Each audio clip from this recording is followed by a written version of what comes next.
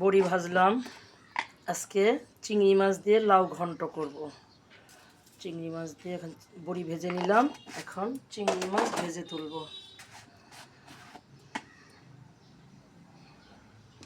নুন হলুদ মাখিয়ে নিচ্ছি।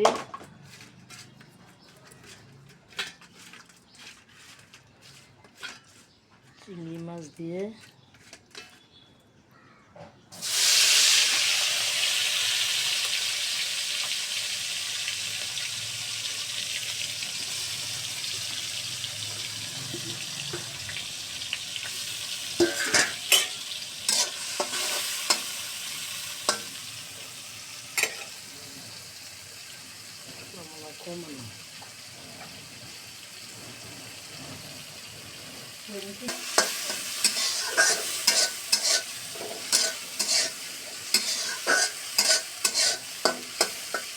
এক হাতে ধরে দিবি।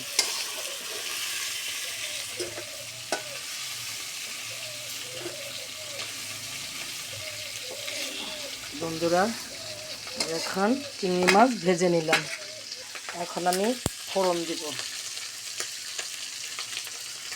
ব্রাউন করবে,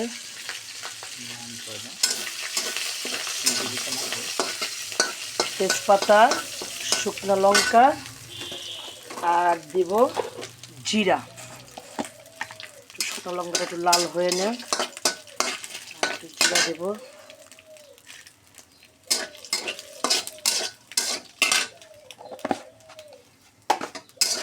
এখন আমি লাউগুলো দিয়ে দেব।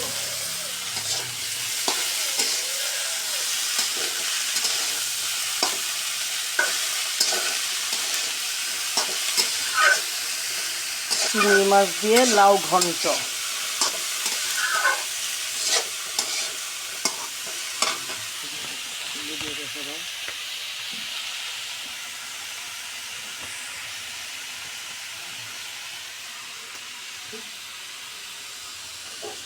সময় থাকা যায় যে নামবে এভাবে দেখে দেখতে হবে।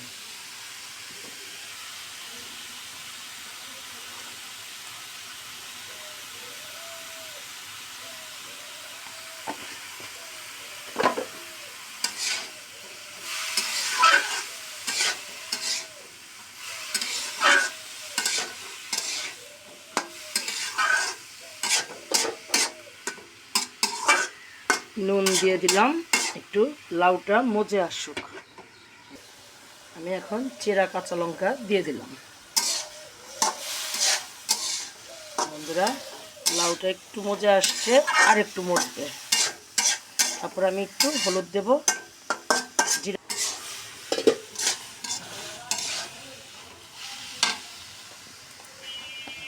এখন আমি হলুদ দিয়ে দিচ্ছি। হলুদটা বেশি একটা দেব না, একটু সবুজ সবুজ থাকবে। লাউ ঘন্টে বেশি হলুদ দিতে হয় না, তাহলে ভালো লাগে না, খেতে খুব একটা সুস্বাদু হয় না। এটার মধ্যে হলুদ খুব সামান্য। আর এটা হচ্ছে জিরা ধনিয়া, আমি ভেজে গুঁড়ো করে রেখেছি।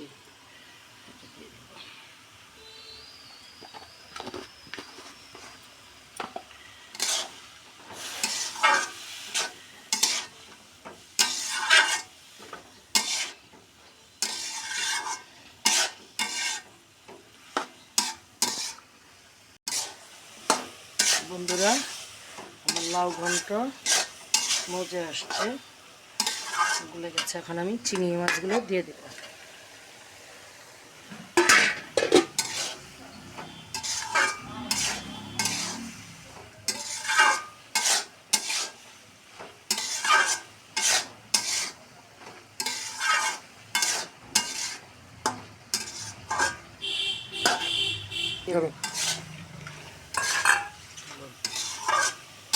ডালের বড়িগুলো দিয়ে দিলাম।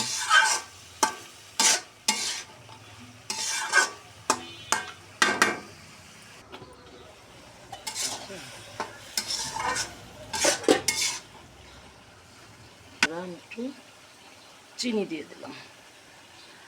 লাউ অবশ্যই এমনিতেই মিষ্টি মিষ্টি লাগে, তারপরে আমি একটু চিনি দিয়ে দিলাম। দেবো একটু ধনিয়া পাতা, লাউয়ের ঘ্রাণ উঠে ধনিয়া পাতায়।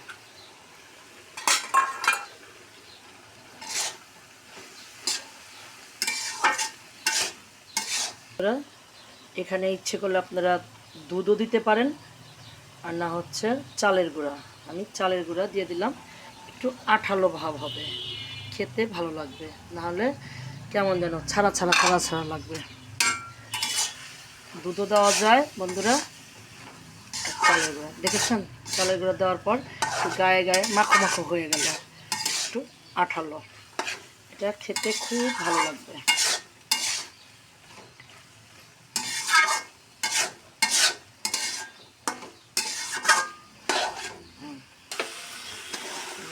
আমার লাউ ঘন্ট হয়ে গিয়েছে, আমি এখন লাউ ঘন্ট নামিয়ে ফেলবো।